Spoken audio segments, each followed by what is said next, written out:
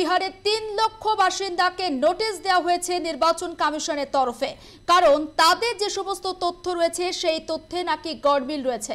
এমনকি কমিশনের তরফ থেকে এটাও জানিয়ে দেওয়া হয়েছে যে তারা বাংলাদেশ এবং নেপাল সহ অন্যান্য প্রতিবেশী দেশের নাগরিক। এ বিষয়ে বিস্তারিতভাবে কথা বলবো নিউজরুমের প্রতিনিধি সুচারু মিত্রের সঙ্গে।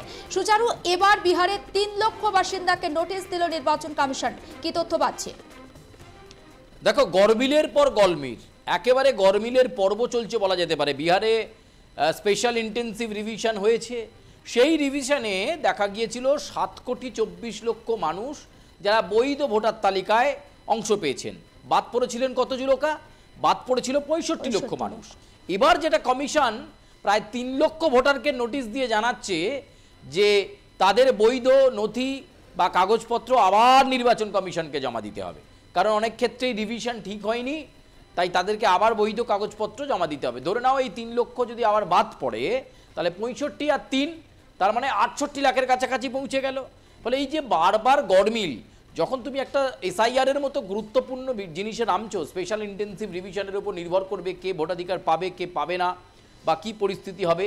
প্রক্রিয়াটা করার সময়ই অনেক বেশি স্বচ্ছ থাকা দরকার ছিল। প্রক্রিয়া হয়ে গিয়ে এক পর্ব হয়ে গিয়ে রিভিশনের লিস্ট বেরিয়ে গেল, সেখানে 7,24,00,000 মানুষ বিহারে ভোটাধিকারের সুযোগ পেলেন, 65 লাখ বাদ পড়ল। তা 7-8 দিনের মাথায় আবার নির্বাচন কমিশন নোটিশ দিয়ে জানাচ্ছে 3 লক্ষ মানুষকে যে তাদের বৈধ নথি কাগজপত্র আবার জমা দিতে হবে, কারণ বেশ কিছু ক্ষেত্রে খামতি দেখা যাচ্ছে বা গণ্ডগোল আছে, অর্থাৎ কোথাও না কোথাও গড়মিল হয়েছে। এই বিষয়টাই কিন্তু সামনে এসেছে এবং এই মুহূর্তে কিন্তু এই 3 লক্ষ ভোটারকে নোটিশ দিয়েছে নির্বাচন কমিশন। নথিতে একটা গড়মিল পাওয়া যাচ্ছে এমনটাই জানানো হচ্ছে। অধিকাংশই বাংলাদেশ এবং নেপাল সহ বিভিন্ন জায়গার নাগরিক, এরকম তথ্যও জানাচ্ছে কমিশনের তরফে। ফলে আরও 3 লক্ষ মানুষের ওপর কিন্তু কড়া নজরদারি থাকছে নির্বাচন কমিশনের।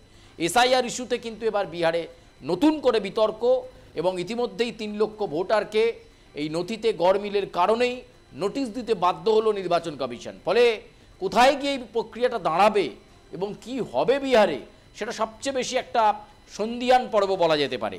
এবং কমিশন আগামী 7 দিনের মধ্যে এই 3 লক্ষ ভোটারকে বৈধ কাগজ নথি থেকে শুরু করে সব কিছু জমা দিতে বলেছে। ফলে নতুন করে উদ্বেগ, নতুন করে একটা আশঙ্কার ঘনঘটা তৈরি হচ্ছে বিহার জুড়ে।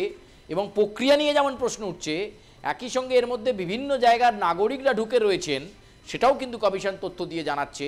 তাই ক্রস ভেরিফিকেশন করে নেওয়া আরও একবার, এই পরিস্থিতির সম্মুখীন হতে হবে 3 লক্ষ ভোটারকে। একদম পরিস্থিতির দিকে নজর রাখো সুচারু, আপাতত ধন্যবাদ। এবং অবশ্যই বিহারের খবরের দিকে আমাদের নজর রাখতেই হচ্ছে, কারণ আপনারা জানেন বিহারে বিধানসভা নির্বাচন একেবারে দোরগোড়ায় এবং এখানে আমরা দেখছি যে একের পর এক গড়মিল ধরা পড়ছে। অবৈধভাবে সে রাজ্যে বসবাস করছেন বাংলাদেশ, নেপাল, মায়ানমার, আফগানিস্তান সহ পড়শি দেশের বাসিন্দারা। এসআইআর প্রক্রিয়ায় উঠে এসেছে এমনই চাঞ্চল্যকর তথ্য। বিহারে প্রায় 3 লক্ষ ভোটারকে নোটিশ পাঠিয়েছে ইতিমধ্যে নির্বাচন কমিশন এবং ভোটার তালিকায় বিশেষ নিবিড় সংশোধনী প্রক্রিয়া চলাকালীন 3 লক্ষ বাসিন্দার নথিপত্রে গড়মিল ধরা গিয়েছে এবং আগামী 7 দিনের মধ্যে তাদের সমস্ত নথি জমা দিতে বলা হয়েছে।